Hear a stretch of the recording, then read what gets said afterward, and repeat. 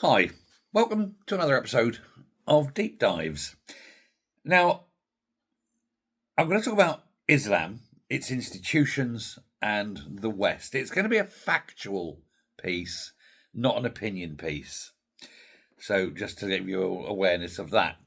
It's not a lecture about whether individual Muslims are good or bad citizens. That would be, well, one, it'd be intellectually lazy, and B, it would be wrong, generally. But the question is institutional. And this is what we must look at. What happens when a religious system becomes a legal system developed in a pre modern, tribal, mercantile society meets the modern Western model of individual rights, of secular law, corporate permanence, open markets, and liberal equality between all humans. And the issue is not that Islam is uniquely evil. The issue is that the classical Islam model is not merely a private faith, its traditional form is also a legal, social, family, and economic system. And because that cannot be broken from its ancient roots, its ancient small world roots, it is actually incompatible with a larger Western big world view. It makes it very different from modern Western settlement, where religion is expected to be a private, conscience based, and subordinate to civil law. Now, there are many reasons why Islam is failing and why Islamic countries are poor. And indeed, considering they're about a third of the world's population, they only contribute about 10% to the GDP. And if you take the oil out of that, they only contribute 2% of GDP. And the oil is quite accidental. But in a modern world, in the modern Western world, a person can normally leave a business intact. They can pass it on to a spouse, a child, a trust, a holding company, a board. The company survives the founder. This is one of the great secrets of Western capitalism. Institutions outlive people. And indeed, during the sort of 1600s, there was the formulation of the East Indies Company, which at the time of its formation was the biggest company in the world and remained so for nearly 250 years. And indeed, it technically still exists today. Classical Islamic inheritance law, though, works very differently. It allocates fixed shares to the spouse, the heirs, etc. Parents, spouses, sons, and daughters have defined entitlements. Sons get twice as much as daughters, and so forth. It's the standard Islamic inheritance rules. Boys are more important than girls. Boys get double what the girls get. The logic, of course, is internal to the system. Men are assumed to be the ones who carry fiscal responsibility for the entire family. But the economic effect can be fragmentation, because rather than saying, right, the eldest son will inherit everything and thus concentrating the wealth is divided out equally, so there's no concentration of wealth. And if a company wants to reform, it has to do so individually, coming back together again from scratch. So if a man owns land, shops, livestock, a trading house, or it's a manufacturing concern, perhaps, then on the death of the owner, the estate is not simply preserved as a single commercial unit. It has to be divided according to religiously defined claims and shares across the family. They may be morally egalitarian, one could argue. It seems fair, but because it prevents one heir from taking everything. But commercially, it's destructive. A business that has taken 30 years to build can become mathematical inheritance within days. Split asunder, rendered, broken, no longer whole. Now, Islamic societies develop practical workarounds. Families use a thing called waqf, which were informal agreements, partnerships, Later, though, many of them adopted modern Western commercial law. It would be false to say that Muslims cannot run businesses. Certainly they can, they plainly can. But the historical argument is, and made by many scholars, such as Timur Quran, is that classical Islamic law was too slow to adopt the change in the changing world, too slow to develop the corporation as an idea, or as at least to make a corporation a legal person. In law, a corporation literally is incorporated. It becomes a person in law. It's an entity that can own assets, enter contracts, sue, be sued, and continue after the death of its founders. In classical Islam, there is no allowance for such things like that. And this matters because a corporation is not just paperwork. It is one of the West's most powerful inventions. It allows capital to accumulate. It allows risk to be spread and pooled. It allows expertise to be hired. It allows trade to scale beyond any kind of family business or tribe. And without that, business remains small, localized, parochial even. Far more personal, yes, but far more fragile, more vulnerable to risk, death, dispute, family division. The second problem, of course, with Islam is their insistence on cousin marriage. Now, cousin marriage, I must make claim, is not, how can we describe this? It's not required by Islam. It's not one of the 5 pillars of the faith, but it is permitted. And in many Muslim majority or historically Islamic societies, it's become almost the norm, especially where family honour, land, dowries, kinship, tribal cohesion, etc., are required. But there is, of course, a downside for this. The downside is genetic. The genetic problem is absolutely straightforward. First cousins are more likely to carry the same recessive genes inherited from a common ancestor. If both parents carry that same harmful recessive gene, the risk to children rises.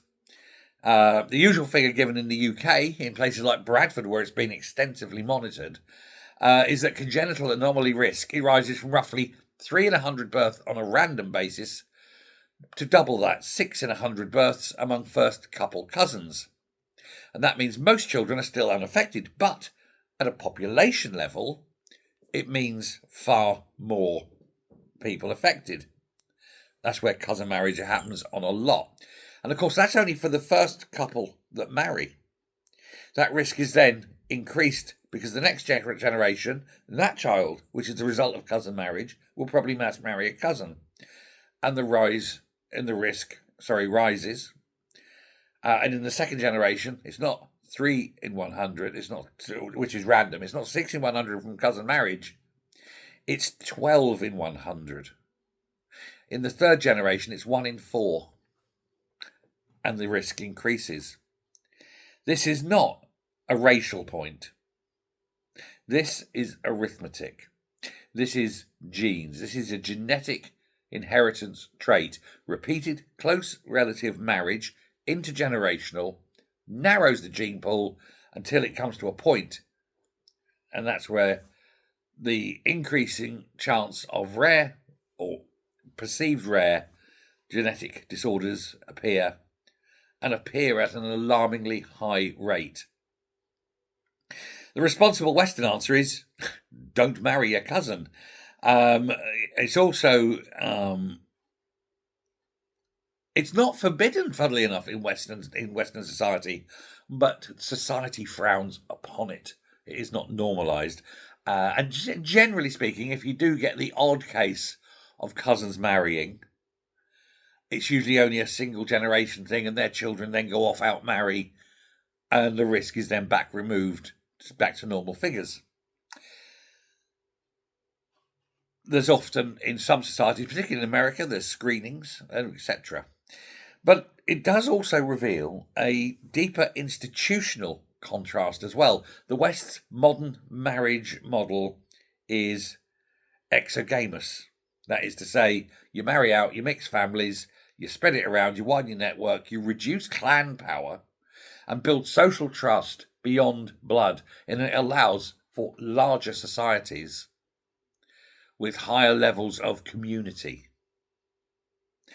It creates cohesion. With traditional cousin marriage, does the opposite. It keeps property, sure, it keeps wealth. It supposedly keeps loyalty and marriage within the extended family that creates, again, the cohesion, but at a smaller scale.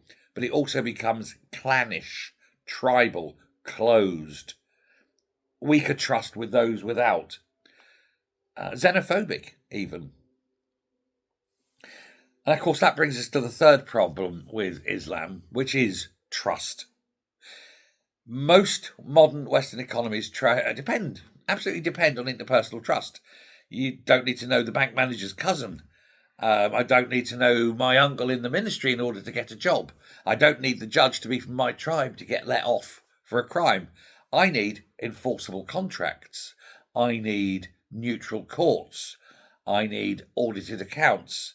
I need property rights and institutions that function, regardless of how they view me personally. Were societies reliant heavily on kinship, honour, religious authority, clan obligation, or nepotism, trust can be very high inside the group, but outside of it, weak to non-existent. And that is fatal for large-scale modern commerce. You can run a family firm that way. You cannot run a global capital market that way. The fourth point is women's economic status. In the West, women are individuals and have as much freedom as men. Islam was historically an improvement on some pre-Islamic practices. It did give women some limited, defined inheritance rights, property rights in a world where mostly women had none. And certainly in the sort of in the what we call the Dark Ages, after the Roman Empire and before really 1066, in Britain at least, women had very little rights. They weren't vassals of the husband, but once they married, all that they owned became the husband's. But we should acknowledge that Islam actually gave women some rights, and that's there. But by modern Western standards, the system is massively unequal. Inheritance shares are gendered, for example, as I mentioned. Divorce rights are completely unequal. Social doctrine frequently assumes men as financial heads and women are dependents, often seen there only to give fathers their sons. And again, one must be precise. There are Muslim women who are lawyers, doctors, ministers, entrepreneurs, and academics. There are Muslim majority countries with modern commercial law. But the classical Muslim structure is not liberal individualism, it is role-based. Male and female duties, family hierarchy, religious morality, where a woman and a man cannot pray together. And there's communal order. And indeed, it was only 2018 that women were permitted to drive in Saudi Arabia, the home of Islam. It's a very different moral architecture from modern Western equality, where we have secular law, where religion is not recognised in law. The law is the law. The fifth point, of course, is the law itself. In the West, after centuries of conflict, the final settlement was that religion does not rule the state, with actually one exception in Europe, and that is the papal state. But outside of that, the religion does not run the state. The church can advise, it may preach, it may have the ears of ministers, it may complain. But Parliament, courts, voters, the secular law all decide what the world shall be like, or what their country should be like. Blasphemy, apostasy, sexual morality, marriage, banking, inheritance, etc. They're all not meant to be governed by priests. And that's a good thing, because priests tend to have very limited knowledge on any of those things. But classical Islam does not draw the same line. Sharia is not simply theology. It covers worship, marriage, divorce, inheritance, contracts, diet, sexual conduct, criminal punishments, public morals, and much more. That is why the tension with the West is structural, not religious. A Western liberal state says you may believe what you like, but civil law is supreme. A traditional Islamic view says God's law is supreme. You cannot be both individual and traditional Islamic. There is no sovereignty on either. In an Islamic country, God's law is sovereign. In a non-Islamic country, civil law is sovereign. Now, the West should, of course, be honest about its own history. Europe was not born fully formed and liberal. It had religious wars, many religious wars.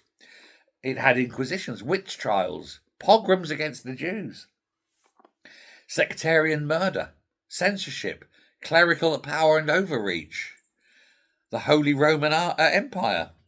But the West did not simply wake up enlightened. It had to beat political religion down, and it did so, but it took hundreds of years. Lots of skirmishes. No big single war, but many, many skirmishes. And eventually it did. But of course, the West had a 1,000-year head start on Islam. It's a long, uneven process, a rocky road, a road filled with despair, but ultimately victory. And there's no saying that Islam cannot have the same. The problem for Islam is they're not doing their warfare on horseback or in fields. Their modern weapons are far more dangerous. So for Islam to go through the same things that the West did, it may happen a lot quicker, but it's bound to be a lot bloodier. And that is the lesson, of course. The West became rich, not because Westerners are morally superior, but because Western institutions became better at certain things. Preserving business, certainly beyond death, widening trust beyond family, protecting property, limiting power of the clerics, expanding women's autonomy, developing corporations, enforcing contracts in law, and placing civil law above the teachings of any book. And that, dear friends, is the conclusion. A society that fragments capital, marries inward, treats law as revelation, and privileges family or faith over impersonal institutions will struggle to produce the same prosperity as a secular liberal commercial order. It will, in fact, die by its own religious adherence. So the argument is not that Islam is wrong as a private faith. The argument is that classical Islamic legal and social structures are very poorly adapted, certainly to the modern Western world, and that the West's advantage is not that it has no religion, its advantage is that religion is demoted to a secondary personal phase. What you believe is your business. You cannot push your belief on me, nor I push mine on you. What I do in my time is my business. What you do in your time is your business. However, when we're out there in the world, we're both under the same law. That, of course, is why the West became rich. Not because it was pious, but because it learned to stop letting piety get in the way of making a profit. It pushed God out of the boardroom and into people's hearts. Whereas in Islam, God is always in their heads, and therefore they have to make decisions based on that. And those decisions are damaging to their wealth. So yes, societies are different. Cultures are different. Some, you would say, are better than others. But here's the thing. I would rather live in the secular West with its wealth, its modern infrastructure, its hospitals, than live in a third world backward society where wealth is done by patronage, where corruption is rife, where nepotism is the only way you get forward, and where, without the oil money, poverty would be rife. Let me know your thoughts. Thanks very much. Bye.